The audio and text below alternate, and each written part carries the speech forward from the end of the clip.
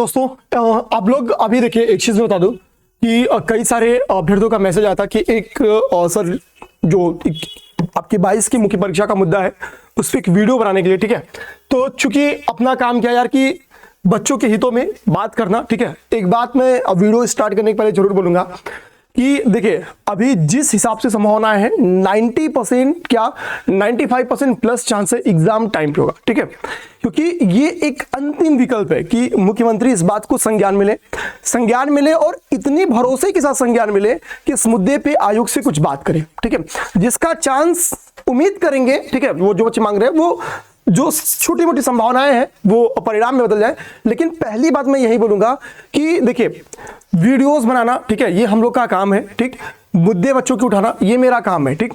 Suppose कि आज मैं इनके साथ नहीं रहूंगा तो फिर कौन रहेगा, ठीक है।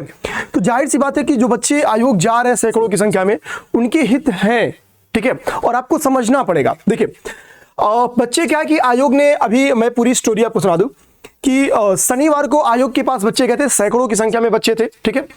और लंबे अरसे से, काफी देर से बातचीत के बाद सेक्रेटरी से बात हुई, एक अन्य अधिकारी से बात हुई, तीन लोग के अंतिम में एक 3 बच्चों को बोला गया कि उनसे अध्यक्ष से मुलाकात होगी। हालांकि अध्यक्ष के कैबिनेट बच्चे, ऐसा माना जा रहा है, 2.5 से 3 घंटे बैठे रहे, लेकिन अध्यक्ष जी से उनसे बात नहीं हुई। इस बीच में कोई मेंबर आता है, बोलता है कि आप लोग का एडमिट कार्ड 5 बजे तक आने वाला है, और एडमिट कार्ड 5 बजे तक आ भी जाता है। तो निराशा के साथ जाहिर सी बात है जब बच्चे हटते हैं तो उनके पास सेकेंड काम बचता है कि भाई अब इनके ऊपर कौन है, एक आशा की वो किरण। तो वो जाहिर सी बात है सीएम, ठीक है, वो योगी आदित्यनाथ जी है। तो बच्चे आज आदित्यनाथ जी के पास जाने की कोशिश किए। हालांकि कई सारे लोग डिफरेंट डिप्टी सीएम के पास भी जाने की कोशिश किए, ठीक है। ये देखिए न्यूज़पेपर में भी ये बात निकला हुआ है कि पीसीएस मेंस 2022 चलाने की गुहार को लेके सीएम के पास लगाई गुहार, ठीक है। ये डिफरेंट न्यूज़पेपर के 3 कटिंग्स मैंने लगाए हैं, ठीक है। तीनों कटिंग्स ने बेसिकली ये जो कॉमन कटिंग्स है इसको पढ़ना नहीं है, इसमें यही लिखा है कि एडमिट कार्ड बच्चों के विरोध के बाद भी निकाला गया।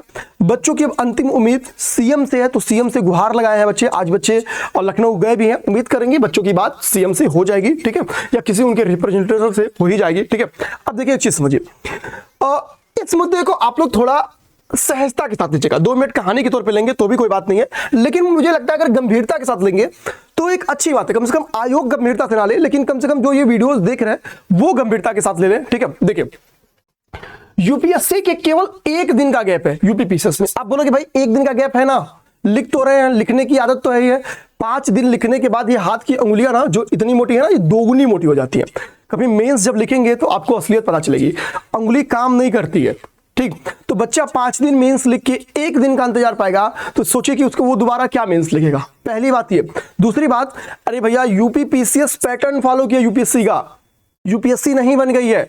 जनरल हिंदी का पेपर अलग है। जो बच्चा यूपीएससी की तैयारी किया, यूपीएससी का मेंस लिखा है, वो कहां से जो यूपी पीसीएस मेंस भी जिन बच्चों को लिखता है, खासतौर पर हिंदी मट्टी वाले बच्चे उठा लीजिए तो भी यार जनरल हिंदी वो कहां से तैयार करेंगे। 1 दिन में आप सोचते हो कि जनरल हिंदी तैयार कर लेंगे बच्चे? नहीं कर पाएंगे 1 दिन में, ठीक है। 1 दिन में रिवीजन नहीं कर पाएंगे मेरे यार, 1 दिन में रिवीजन नहीं कर पाएंगे। तो यहां पे 1 दिन में आप चाह रहे हो कि यूपी का करंट बच्चे पढ़ लें, 1 दिन में आप चाह रहे हो कि जनरल हिंदी पढ़ लें, नहीं हो सकता। तो एक तो ये जो मुद्दा है ना यूपीएससी के तुरंत बाद वाला, ठीक, इसको भी आयोग को गंभीरता से लेना चाहिए वास्तव में, ठीक है। जो ऐसे बच्चे हैं जिनका यूपीएससी का भी मेंस है और यूपी का भी मेंस है, उनके साथ अन्याय है, ठीक है, ये एकदम तय है, उनके साथ अन्याय है, ठीक। उसके बाद नेट जीआरएफ का भी एग्जाम, ठीक है, यहाँ पे सारी चीज मेंशन भी है शायद। देखिए यहाँ पे कह रहा है कि नेट जीआरएफ का एग्जाम 30 को प्रस्तावित है, ठीक है।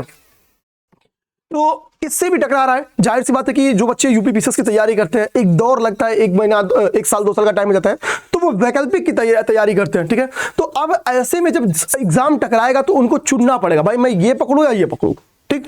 तो प्राथमिकता का चयन इस बेरोजगारी के दौर में ना दिया जाए। ऐसे में जब दोनों प्राथमिक, ठीक है, अब थोड़ा सा एग्जाम को दाएं बाएं करेंगे तो बच्चे दोनों एग्जाम दे लेंगे। जो यूपीएससी दे रहा है, जो यूपी पीसीएस दे रहा है, वो भी दोनों एग्जाम सहजता के साथ दे लेगा, ठीक है। आयोग को मुझे नहीं लगता कि बहुत दिक्कत, प्रीलिम्स कराने में उसको बहुत 3-5 करना रहता है, मेंस में कोई बहुत 3-5 नहीं करना रहता है। आप 3 जगह पे पेपर करा रहे हो, ठीक है, लखनऊ, इलाहाबाद और गाजियाबाद, तो मुझे नहीं लगता कि बहुत दिक्कत आनी है। आयोग इस मुद्दे को यार ले गंभीरता से, मैं तो यही चाह रहा था, हालांकि नहीं लिया।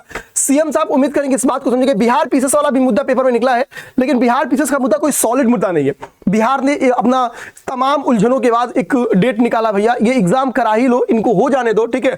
मुझे बड़ा ये समझिए ना, ये बिल्कुल ऐसा मुद्दा हो जाएगा जिसको आप यादों में याद करेंगे। 68वीं का पेपर का डेट आ गया है, 67वीं का पेपर हुआ ही नहीं है, ठीक है। तो ये मुद्दा सॉलिड नहीं है, लेकिन ये दो मुद्दा बहुत ही सॉलिड है, इतना सॉलिड है जिसका कोई हिसाब नहीं। तो गोरक्षधाम के वासी योगी आदित्यनाथ जी से एक रिक्वेस्ट जरूर रहेगी कि इस मुद्दे को थोड़ा सीरियस लें, ठीक है। और अगर संभावनाएं बने कुछ भी, तो बच्चों के हित में कुछ जो कर सकते हैं वो करें।